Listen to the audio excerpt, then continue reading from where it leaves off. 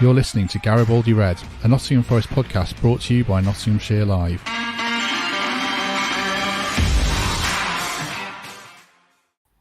Hello, welcome to Garibaldi Red as we reflect on a dire night for Nottingham Forest, one that could mean the end of Steve Cooper's tenure after the Reds lost 4-0 at Leicester City to leave them bottom of the Premier League after 5 straight defeats. Joining me to discuss the game and the manager's future, first of all, is BBC Radio Nottingham football presenter David Jackson.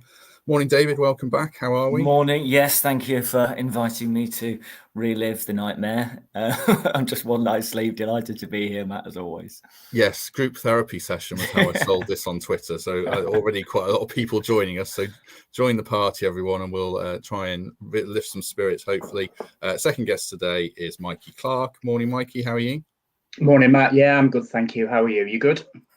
Yeah, not too bad. Struggled to get to sleep last night, reflecting on the misery and what we'd say today. But obviously, I think we just face it head on, and we might as well start with the first question I wrote down, David, was how bad was last night? What would you say about it?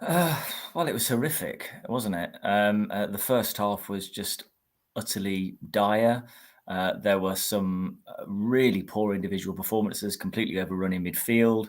The defence looked weak, completely fallible, it just wasn't really very clever. They'd started off. I thought you could see at the start they won a couple of corners early, and I thought, okay, so we know Leicester concede a lot of goals from set pieces, not very good at defending balls into the box. So maybe they're just going to try and use a bit of pace on the width, get themselves into those positions, get into some either free kicks, corners, get some balls into the box, and maybe that's their way in, which again might explain inclusion of Koyate in the team to get up there, win a header like he did the other week. So okay, you think that's an idea, and then Steve Cooper's right. They did have a really good chance early on with Awoniyi. It was pleasing at least to see that they found a couple of ways of getting Awoniyi through in on goal and using him that way. Although he missed them both, of course, one in each half. But really, by the time Leicester scored, they should have had 2 by then already, and then as soon as they conceded 1, they just collapsed in much the same way as they have done in the last couple of games, and it just 1 quickly becomes 2, quickly becomes 3, and it's game over. And it was just horrible to watch. There was an improvement in the second half, and I get that is also coupled with the fact that it was game over by then and Leicester were 3-0 up, so I don't think we need to sort of heap praise on that, but there were some better performances out on the field in the second half, I thought, but overall it was just horrible. Yeah, I mean, Mikey, I guess you'd echo that. It felt to me, even at 0-0, literally aside from a one-use chance, it was just a cascade of despair, I thought, that first half, wasn't it? Yeah, it was really tough. It was a really, really tough watch. I echo David's thoughts and some of the words that he's used. I think all I'd add to that is I just didn't enjoy it. It was horrible. It reminded me of the end of Chris Hughton's tenure. I think you wrote a piece about it, Matt, this morning.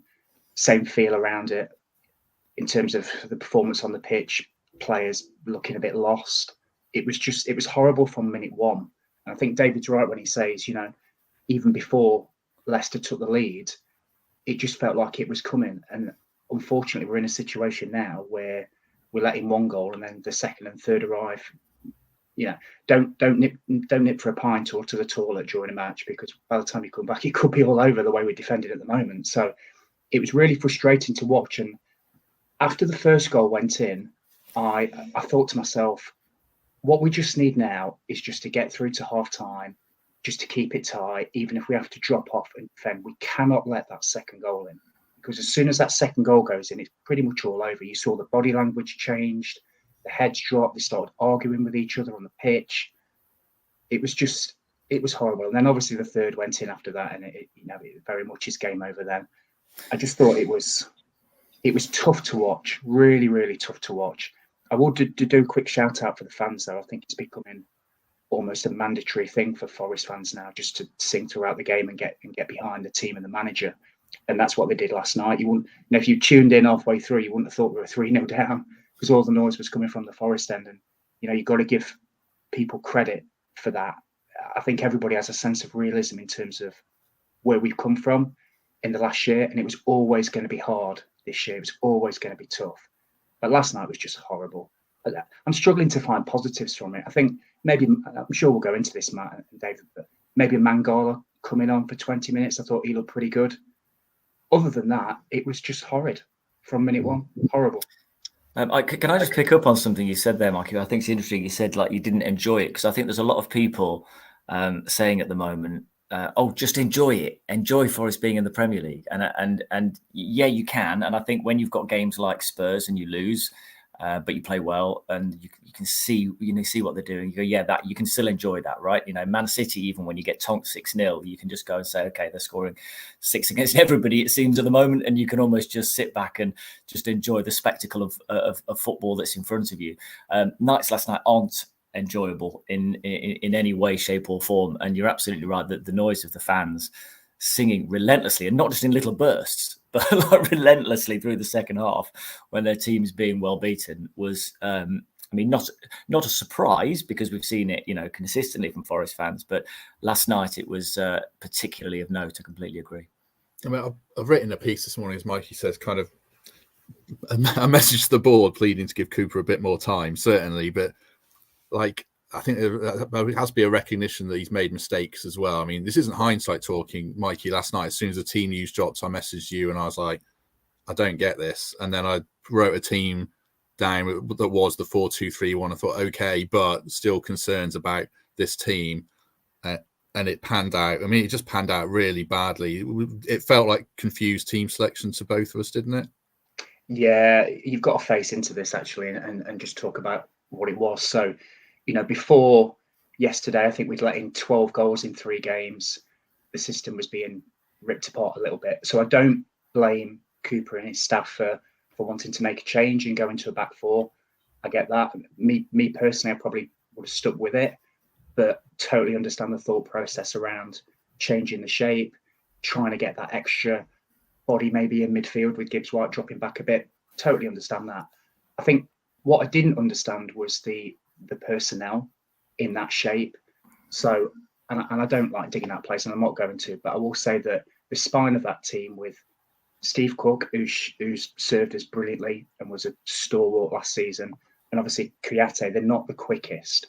So when you've got midfield of Tielemans and Dewsbury Hall, yeah, I'm trying to remember his name, best name in football. And Maddison sort of coming in from the right hand side, and then you have the pace of Jamie Vardy in behind. It just really didn't make sense to me. And within the first 5-10 minutes, Vardy spun in behind 2-3 times, and you're thinking, oh my word, this is going to be a really, really long night. I think what they could have potentially done is Kouyaté can play at centre back, so they could have gone to a 5, but they decided not to, and we stuck with a 4. But then in the second half, and I take David's point, and he's absolutely right, because Leicester had that game won. They were controlling the game. They dropped off the pace and the tempo. We looked a little bit better. But that shape did come to its own in the second half. I thought we did a little bit better, especially with Mangala on the pitch and Freuler when he came on. So I guess my one criticism would have been, totally understand the shape. It's just the personnel that was deployed in that shape didn't make a great deal of sense with the opposition that we were playing and their strengths.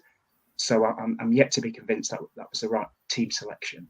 And I think what we saw in the second half is perhaps where he's going to go on Monday, if of course we've still got the same management team in charge. But like I said, don't blame him going to a back 4. It just didn't. The personnel just didn't make any sense to me. Do you agree with that, David? We just looked a bit slow and leggy all over the pitch. Well, I'm not 100% sure what the other options were. I mean, I think, if you look at the defence, Joe Worrell's obviously been left out the last couple of games. And Moussa Niakhaté obviously still injured. How big an impact is he going to have when he comes back? I think he's probably included Kouyaté in there for height. I think they felt that they'd have an opportunity from set pieces against Leicester, and maybe he thought he wanted to leave Bolly out, maybe because of how he'd played against Fulham, when I think a couple of times been dragged a bit out of position and left Forest a bit exposed at the back. So he put Kouyaté in, and maybe that gives them the height. But I don't think he had a great game last night. I think O'Brien has come in having played so well, having come off the bench against Fulham, but then didn't work for him last night. So yeah, I think he's kind of like trying to work out who he can play. I mean, Mangala played really well. Probably just not ready to start a game at the moment, but came on and did really well. I think he's at the moment a little bit stuck between who do I pick and what form they're in and who's going to fit in where. How's the system going to work? He's not. I don't think he's got a straightforward decision to make, to be honest, in almost any position. And certainly, you know, they were exposed last night in midfield and in defence. That's obvious. And they didn't put the chances in at the other end. But I think Steve Cooper said to us after, he said, well, the players just basically didn't instill the tactics that were there, which he said wasn't an attitude thing. He said it was a sort of a concentration thing, whatever the reason was. He'd obviously got a game plan. I just don't think we saw the game plan. Maybe if we'd actually seen the game plan working, then it may have been different. I just, from what Steve Cooper said, we never saw that. Yeah, I mean, they didn't win any battles. It didn't individually win their battles. They didn't collectively have any cohesion. I suppose he's got two big conundrums. Well, three. I mean, who plays centre half? The second one will be the fullbacks. I'm not sure are fullbacks. And then the third one is he seems determined to shoehorn Lingard, Gibbs-White and Johnson into the team as much as he can. And I, like Mike says, I don't like to dig out players, but it wasn't Jesse Lingard's night. And with the huge benefit of hindsight, maybe playing Yates as the extra midfielder or Freuler would have been better. I mean, what have you made of Lingard, David? I don't think he's been terrible, but I thought he was bad last night. I think when you see him play well, he's fantastic. I thought he was great against Spurs, and I thought he was great through the whole game against Spurs. I thought he was brilliant. I thought he was everywhere, and you could see little touches he was making, the way he was getting Forest moving from deep in midfield further forward, and you could absolutely see the benefit of having him in the team. But when he's not doing that, there's not loads else. You know, like if you've got a Ryan Yates, even when you're not getting the best performance out of him, you know what you are going to get. You're going to get full-blooded. You're going to get those tackles flying, and you're going to get that. But you don't get a lot from Jesse Lingard when he's not providing his best performances. But when he is, he's class. He's got a lot of quality, and just even the little flicks. The flick for the through for Brennan Johnson for Forest second against Fulham was just outstanding. Great little flick over the top, and there's not many players in the team who can provide that. He's got that ability to unlock a defence, and we know that. And maybe once he's in a team that is playing well and winning games, maybe that will help him raise it. He's clearly got, you know, we all know that. We've seen him over the years. He's got shed loads of ability.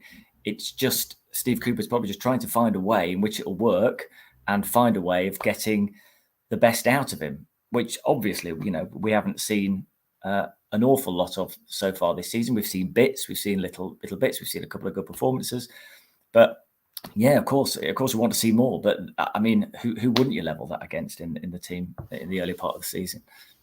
Yeah, I mean, do you think, Mikey, they have to? Let's assume for now. We'll come on to Cooper. Assume he's still in charge at Villa. Do they have to sacrifice one of that trio of attacking players to be a bit more conservative now?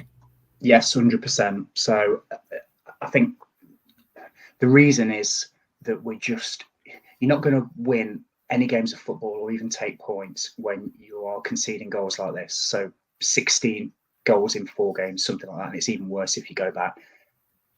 The league has to stop. So it's not as if we're losing every game by 5-4 or anything like that. We got trounced last night. We were soundly beaten at Manchester City. I think the 3-2 against Fulham probably flattered us. Bournemouth, I think we were unlucky. So we need to change something. We need to get a 1-0. I sound really, really boring and sort of pragmatic about this, but it just feels as if we somehow need to get a really dull, efficient win under our belts with hopefully a clean sheet and maybe sort of build from there. And I think the way you do that is to just tighten up. I was looking at the lines last night because I'm a bit of a geek like that, especially when I'm watching on TV, and just looking at the distance between the defence and the attack, and it was absolutely huge. And that wasn't even when we were chasing the game. So I just think we need to be more compressed and compact. And I think the way you do that is by being pragmatic in your team selection and bringing in somebody, a third midfielder, perhaps, maybe even keeping with the back 5, but then having one behind one. and doing it that way and just trying to grow into a game, because we can't be 2-3-0 down all the time in the first half. Because then the game plan's completely out the window. So I think with hindsight, it's very easy to say, but that team can't buy a clean sheet at the moment. So it will give everybody a huge amount of confidence the longer we stay in the game on Monday. So I'd rather us even play like we did against Fulham, and I can't believe I'm saying this, but it's true. We just need to keep it compact and keep it tight and somehow take our chances and grow into the game, because if we're as open as we were last night, we're going to be 2-3-0 down again. They've got Danny Ings, Watkins, Coutinho. You can't give them the amount of space we gave James Maddison last night. Otherwise, we're going to be in huge, huge trouble. So I think for Monday, I think personally I'll probably go with the back five, but have that extra person in midfield and just play one behind one and just try and be cagey and as pragmatic as possible. And then later in the game, perhaps, once it gets stretched, players get a little tired, then maybe you can see a Lingard or somebody like that try and win us the game. And I think that's the way we've got to go. It's not ideal, I know, but the situation dictates we do something a little bit different. We can't keep being as open as this, man. It's so hard, isn't it, David, I guess, to find the balance. I mean, Cooper's been dealt a hell of a hand, doesn't he? Well, I know we've said this a lot, but you can't get away from it, can you? Yeah, I just think it's always going to take, and I know this will probably frustrate some people watching this, but it does take a manager a while to work out how everybody's going to fit in together when he's got so many new players in there, and he's got to try and figure out ways of getting the best out of certain players, and what systems are going to work. And, it just is going to take time. And really what we're talking about is a few bad games, right? Because, the beaten West Ham, got a draw against Everton, very nearly all 3 points against Everton. And yes, there are moments in those games, particularly the late Everton equaliser that you easily, rightly get frustrated by. But then you think, well, Spurs, they played well, and just beaten by a very good Champions League team. Manchester City, you just write off. So you're talking about 3 games, really. And the Bournemouth game, you're talking about half a game. The Fulham game, you're really talking about half a game. And so, yeah, last night was hugely disappointing. But it is still a few games. It is still very early on in the season. There are still bits in there for me. The fact that they did improve in the second half, I think, is encouraging. Yes, again, the age-old caveat of, yes, the game was gone, etc.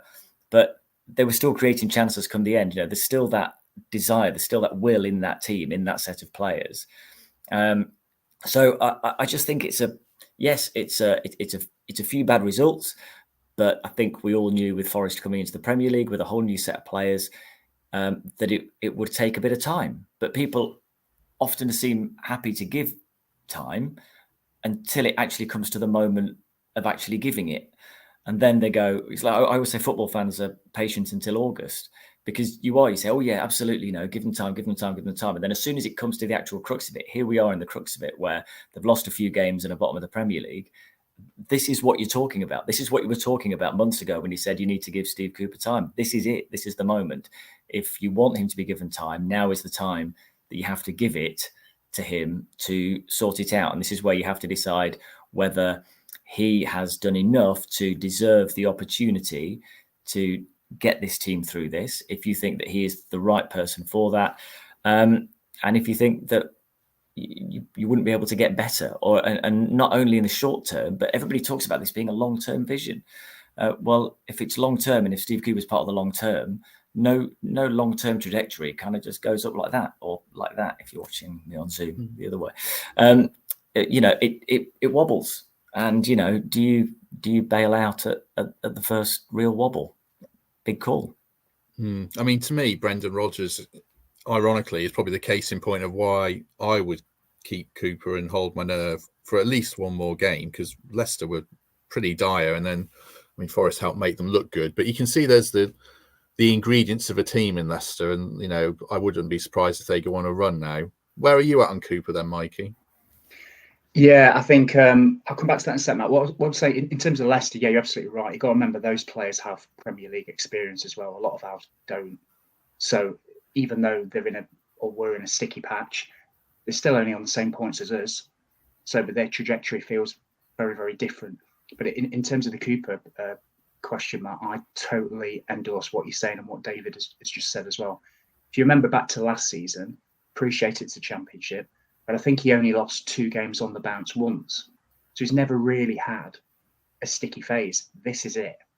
So I guess my worry is if he does leave and we get a new manager in and that new manager loses 5 of the first 6, what do we do then?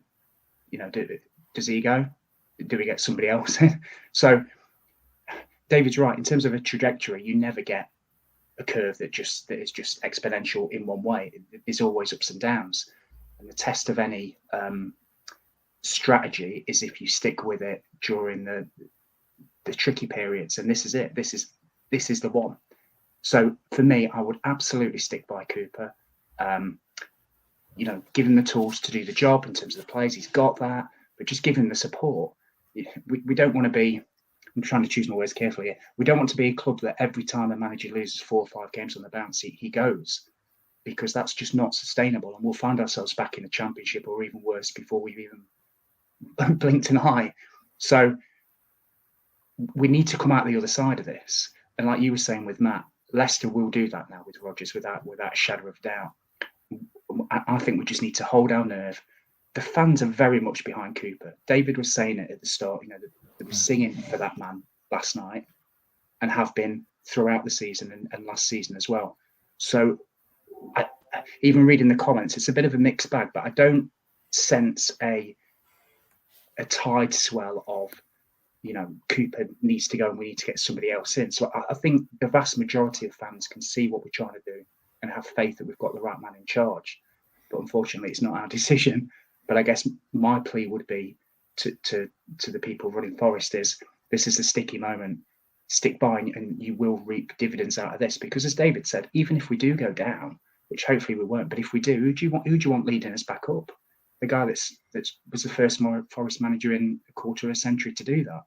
So, you know, you hope for the best, you plan for the worst, as I always say. But I do genuinely think that this is the crunch period. This is where we all need to stick together as a club, as a fan base, as an ownership, as players, and somehow try and get a 1-0 on Monday and start from there. Let's just not chop and change every time we have a sticky month or so. Otherwise, if that's a blueprint, we're going to have 3 or 4 managers before the end of the season. We're going to turn into Watford. That's my worry. Yeah, I mean, I do. I do genuinely think that the fans last night, they were singing for Cooper.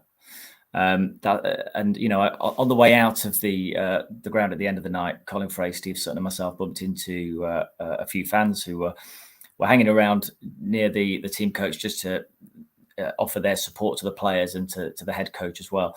And they were talking to us about the noise in the ground in their corner, and they said we were singing for Steve Cooper. You know, that he's given us our best year. This lad I was talking to, he said he was in early 30s. He said Steve Cooper's given me my favourite year supporting Forest, and I want him still in charge, even if that means relegation.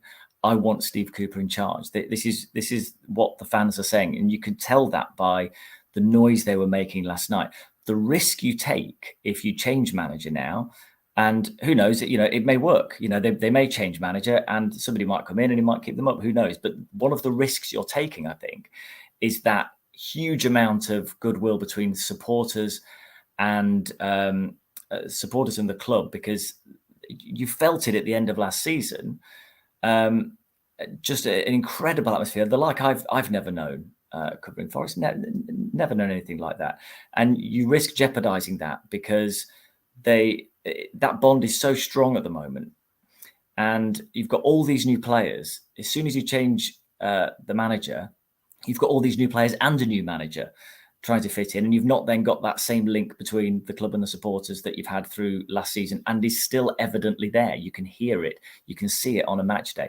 So changing manager now is a risk on that side, as well as anything that you might deem to be a risk on the pitch. I've had to move. There was roadworks outside my house. That's why David was on full screen. So I just kept going just in case. I was reading the comments about me looking tired, and that is true. And I think it's just because I haven't shaved for a couple of days, and I've been covering a lot of football recently. There's a lot of late nights recently. I've had Mansfield Friday night, and then we've had Forest last night, and then Notts County Wrexham tonight. So, I mean, the observation is perfectly accurate. I will take that on my stubbly chin, no problem. It's pretty tiring watching Forest last night. Yeah. Someone in the comments says we're like a propaganda machine for Cooper. I don't see it that way personally. I think we're trying to put a balanced opinion. I mean, well, like I said, it might work. You might. I just said, like, if you change it, yeah, it might work. And yes, results aren't happening. That's fine. But what I'm saying is that you've got to look at what the risks are. If you're going to change manager, then it's a gamble, right? Anytime it's a gamble. So you're sort of weighing up the options. And all I'm saying is, at the moment, if you change, then that is one thing that you are going to lose. And you're also losing a head coach who is clearly very good, hugely respected throughout the game. He's, managed at international level in the England age groups, and has reached playoffs 3 successive seasons in the Championship. You've got to ask, the question is, how long do you give him in this little slump of form they're in at the moment of results? How long do you give him? And that's your call. And the board will ultimately make that call. But as a supporter, you've got to decide, how long are you prepared to give him? At the start of the season, were you saying, well, 5 defeats and I'm going to say that it's time to go? If you were, then that's your call. But I think that's personally, I think that's quite a big call to make when he's done what he's done, and whoever you'd replace him with, are they going to be better than Steve Cooper, one of the most highly rated young coaches in the game? Yeah, I agree. I think you're massively rolling the dice if you sack Cooper. And like you say, it might work. I think, like I said this morning, Cooper changed everything a year ago. And if you get rid of him, you're asking someone else to come in and do exactly what he did 12 months ago and transform a football club.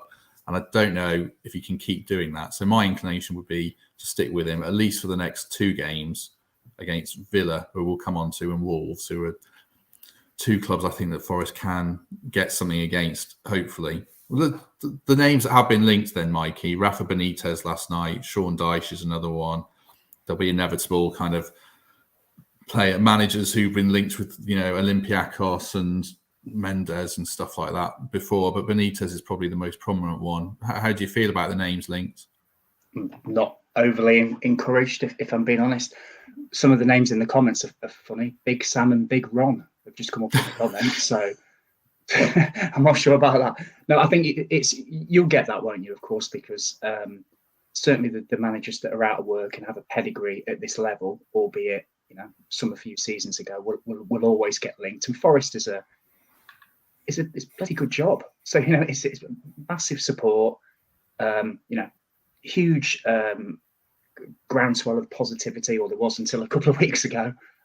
So it'll be walking into a club which is back financially, which the infrastructure is improving with the new stand and everything like that. So why wouldn't you take the job? So there's going to be a load of people that want it. Of course there is. In terms of the names that have been mentioned, and I'm not on social media, but I do check occasionally, and none of them fill me with great. I don't know. Put it this way, I don't think I'd be making a change personally. I think, choose my words carefully again, people, I suppose, are out of work for a reason. Perhaps they didn't necessarily fulfill the criteria of their previous job. So why then would they do well at Forest? I don't know. It just, and like we were saying before, we are going through a sticky patch. And yeah, we could get in a Rafa Benitez or a Bruno Lage or a Nuno, the ex-guy that was at Wolves as well. And yes, they have Premier League experience and may well keep us up. But it doesn't fill me with a great deal of positivity, if I'm honest. I guess I'm just, and I have to be honest with myself, I'm probably in that mindset where I want Steve Cooper to stay. I want him to be back and be supported through this sticky period. And like you said, Matt, if we don't get a result against Villa and Wolves, I think we've got Liverpool after that, we are going to be marooned at the bottom. And then, I wouldn't want him to go, but I would probably understand it a little bit more. And then obviously we can talk about names and stuff like that. But there isn't one or two standout candidates for me. They all have their plus points. Like I said, a lot of them are very experienced at this level. But at the moment, I absolutely would stick with Cooper, and I've got to be honest, and that's kind of where I am in my thought process. I wouldn't make the change, not now.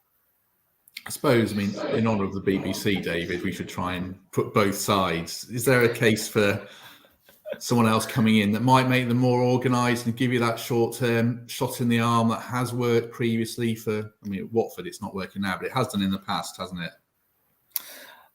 Well, yeah, I mean, Watford go with that, don't they? Even when they're doing well, to be honest, they just seem to have an idea that, you know, you change manager every few months and that works. And, you know, that's their system, that works for them. That's fine.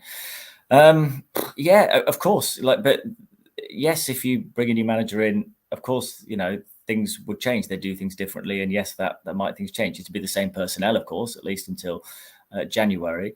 But I don't see at the moment, it's not like keeping Steve Cooper definitely means they're not going to get organised.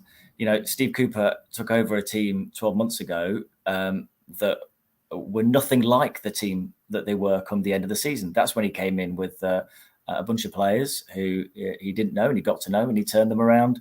And by the end of the season, they're flying and, you know, putting 4 past Leicester, beating Arsenal. So, you know, I don't see the idea that keeping Steve Cooper definitely means that isn't going to happen. Like I say, we're talking about a few bad games. Yes, shipping an awful lot of goals over the last few weeks. And yes, I get that it's the manner of those defeats. It's having a lead and then throwing it away, and being 2-0 up against Bournemouth and throwing it away. And I completely understand that. But that doesn't mean that it's impossible for him to turn that around. And I think you'd have to say that given what he achieved last year, given the qualities that we know he has, given the evidence of that from last year and the way he turned around a losing team and got them completely turned around to the extent that he did, I think you'd have to say he's got to be given that opportunity. He deserves, doesn't he, that opportunity to at least try and turn that around. And, you know, I'm sure at some point, you know, gradually, from a supporter's point of view, patience might eventually go. I get that, especially if they're conceding a lot of goals. But, you know, has he not earned that opportunity? Are you in the stay up at all camp costs, Mikey, of just do anything, throw the kitchen sink at it and hope that something sticks? Or would you, or not take going down, that's the right phrase, but you give Cooper, I mean, a lot longer than other managers would get still? Yeah, I would personally. I think, I just think for all the reasons that we're saying, he's the right man to lead us through this. You know, he's I don't even think it's arguably one of, if not the best manager we've had since Brian Clough and Frank Clarke. You know, his record proves it. What he did turning us around last season was just remarkable. And I think when Dane Murphy brought him in, I think it was a view of a long-term plan. So this is how we want the club to be structured. This is how we want to play. These are the thought processes that underpin it. What he's guilty of, if anything, is achieving short-term success really, really, really quickly. And I don't even know if that was part of the plan. But I guess now we've achieved that success. The pressure's now on us to stay in this league.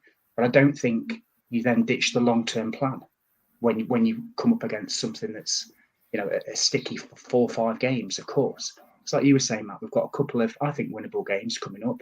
If we win that, if we win those 2, we'll be mid-table. I just don't think when you hit the rocks first, you have to abandon what is a long-term plan with Steve Cooper. I genuinely think it is. I might be wrong, but that's kind of my view.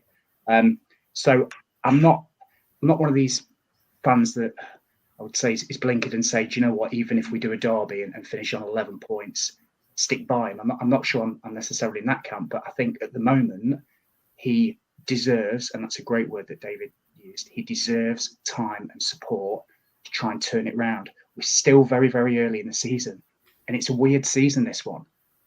Everybody listening and watching has got to remember that. It's weird because we have a break for the World Cup. It's almost like 2 mini seasons.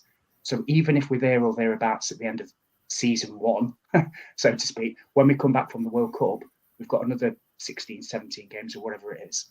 You know, so it's really, really strange circumstances at the moment. It's unlike nothing we've probably ever seen before. So I just think stick with him. Don't panic at the first sign of trouble. And it is trouble because we were rubbish last night. Let's not pull any bones about it. It was awful to watch. It was depressing. And I said before I came on, Matt, I'm going to try and keep it upbeat, but I'm finding it quite difficult because when you watch that and just see your team absolutely ripped apart, it's hard. So then it's hard for me to sit here in front of everybody listening and say, do you know what? Give him time.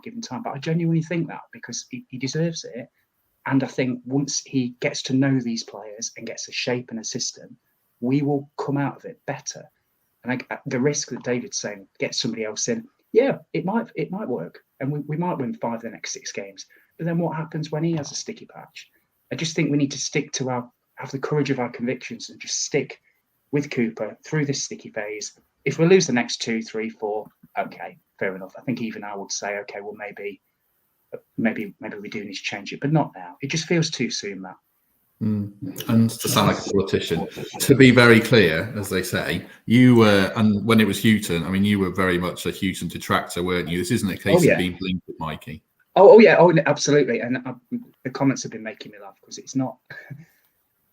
I'm not related to Steve Cooper at all, right? I'm not saying that, but yeah, if you scroll back a couple of years ago when I was on here, at the back end of the season before last season, I was saying we should make a change because I didn't see anything productive. I didn't see any glimmers of hope. I didn't like the way we were playing. I didn't like the recruitment, the style, shape, all that sort of stuff. I hated it.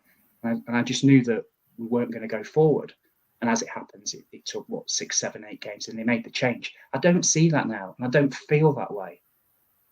I feel completely opposite. I just feel like we've hit a brick wall and we just need to somehow get a 1-0 and move past it. And then we'll look back in a couple of months and say, do you know what? It was sticky, but we stuck with him and we got there and we didn't panic and we didn't make the change and the fans were supportive. So I feel totally different now than what I did with Chris Houghton and even a couple of managers before that. I'm still in the positive camp, but I'm also realistic to know that last night was awful. So everybody needs to raise their game. Everybody needs to up it, from the players to the staff, because if we keep performing like that, we will get relegated. But I just think at this point in time, stick with what we have, what we know, and then look at it again in a couple of weeks. I think you reach a point, don't you, when you can just tell, you can just sense that it's not going to happen now.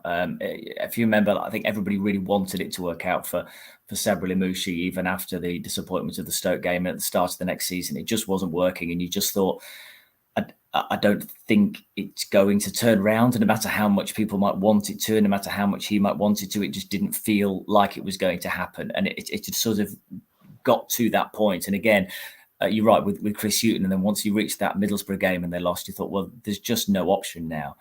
I agree. I don't think it feels like that just at the moment. I think it feels like there's a lot of work to be done. I think it feels like Steve Cooper's got a big job.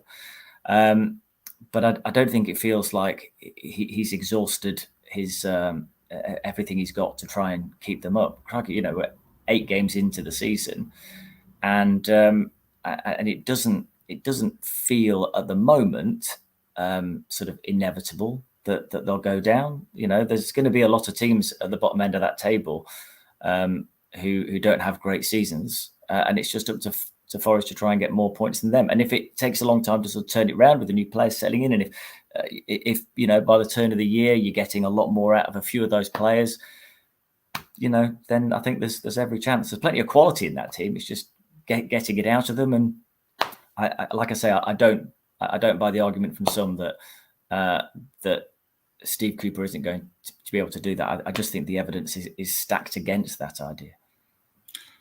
Does he need to be ruthless against Villa, Mikey? In fact, I'll read out an 11 I've just written down and see what you think of this.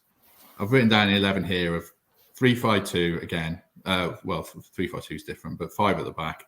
Henderson, Williams, Bolly, although I'm really not sure who would be the third centre-half, but I put Bolly here. Worrell, McKenna, Toffolo. I'd like to see a bit more from Lodi, to be honest. Freuler, O'Brien, Mangala, Gibbs-White, Awonyi, which I feel like gives a bit more security midfields and a bit more of a dour team. Does he need to be kind of more ruthless and more conservative now and make some big calls? Yeah, I think so. I don't necessarily dispute that team as well. I think you made a point right at the start, Matt, where you were talking about our fullbacks not really being fullbacks, being more wing backs. So I think going back to 3 at the back would suit them. So I will probably stick with Roddy at left back, because I think his delivery is excellent. Although, you know, Toffolo for me has not really done anything wrong.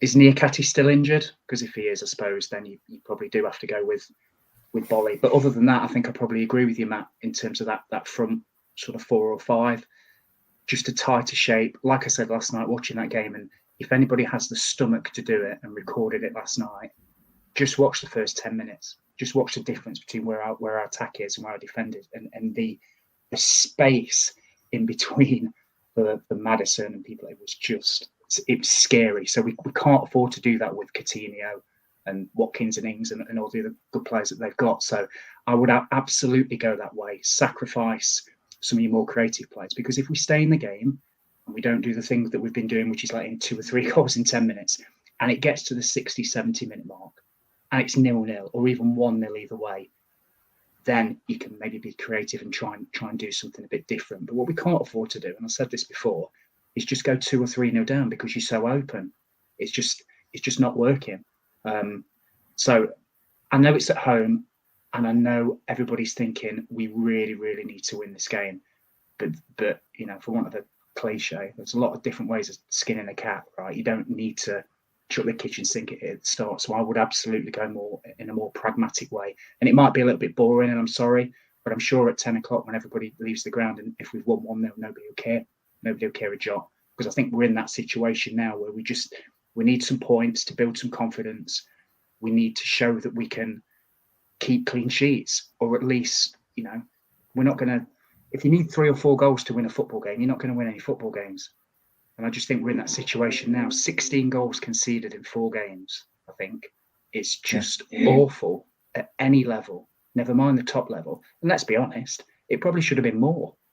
Think of all the chances Man City missed and all the chances last night Leicester missed. So something has to change. And, you know, I would absolutely go that way. Personnel, tighter shape, just keep it as tight as possible. I think it's the only logical way you can go, because if we're open, it could be really embarrassing again. I mean, if people are hammering that back 3 I've written down, but I don't think there's a back 3 that I would write down that people wouldn't hammer at the moment, which is a bit of an indictment of where Forest are at with the central defenders. Niakate's such a big miss, I think. In the comments, David, as well, people saying, you know, pick Sam Surridge, he'd have finished that chance last night. Well, he might not have had the strength and the pace to get away from Vice, to get that shot away. It's fit like everyone's a better player, aren't they, when they're not in the team, I guess is what I'm saying. Yeah, that's true. I mean, that's sort of a recurring thing, isn't it? With being a football fan, whoever's not in the team when you've lost, then the players who didn't play suddenly in your mind become a whole lot better. That's absolutely true. Clearly, the thing with the defence at the moment is the pace. There's not huge amounts of pace in there. Hopefully Niakate, when he's back, will add that. Somebody's commenting there about Lloyd Bade, and that he apparently plays with a lot of pace. The videos I've seen of him, he's a good sort of ball carrying central defender and can get the ball out. But you know, why he's not involved at the moment, I guess, you know, that's for the coaches to know rather than us. Clearly, just don't know, settling in. Who knows? Maybe got an injury. I don't. To be honest, I don't really know the details of Lloyd Bade, but. Yeah, you're right. You know, they've got to find a way of being tight at the back, but you know, he can't go out signing new players. So it's got to come from within those. You know, Joe Worrell's had a couple of games out now. Do you bring him back in? You know full well with him he's going to be absolutely determined, desperate to get back in that starting lineup. You know he'll go for everything. So does he get back in? Maybe. You know, Bolly. Although I don't think he had the best game against Fulham, he is an experienced Premier League defender. So, you know, is it worth sort of chucking him back in? You've got the height in there as well. These are all big calls. I think all you can do is see how players react on the training ground this week to what happened at Leicester. You'll have those who weren't playing absolutely knocking on his door going, get me in that team, get me in that team. But it's so hard for us to tell because, you know, without being there on the training ground and seeing the reaction of those players, it's very hard to work out what your 11 would be for the next week. I know what you mean about Surridge. I mean, Surridge, even the Championship was largely a sub, of course, because Keenan Davies generally started and ground down the opposition, and then Surridge had come on and expertly finish at any chance that came his way. And he's a great player to watch, a lovely player to watch, and the way he finishes is just silky smooth. It's just fantastic. I like him a lot. But, you know, at the moment, he's got Emmanuel Dennis to try and get past, and he's got Awoniyi, who, you're right, did well to use his strength to generate those chances in the first place last night.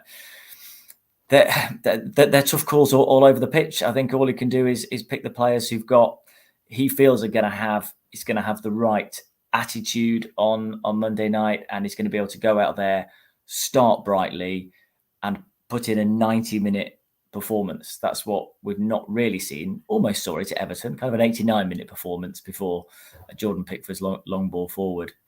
So I think it comes down to that as much as just reflecting on the players' certain abilities. A lot of it comes down to what happens this week. I mean, I think we've covered a lot of ground. I'm conscious of time. It's 45 minutes. I mean, is there anything you want to add, Mikey, before we depart? I guess not really. I've tried to keep it upbeat today. Like I said, it's a little bit difficult. We've had previous episodes where we've warned everybody's really upbeat and stuff, and it's great. But I guess it's like anything. We have to face these head on and just call it for what it is, and maybe try and give some solutions or suggestions. So, you know, I'll be down there on Monday supporting the lads. Let's speak for myself. Let's hope Steve's still in charge, and let's hope we get a performance, as David says, for 90 minutes. I'll be really, really interested to see that team sheet on Monday. Really, really interested, because I'm all for trying to beat teams at home, of course, and being adventurous with team lineups. But I just think, again, situation calls for a bit more pragmatism. So really, really interested to see it. And let's just hope we can get over the line. It feels like a monumental, defining week for Forest on the training pitch and in behind the scenes.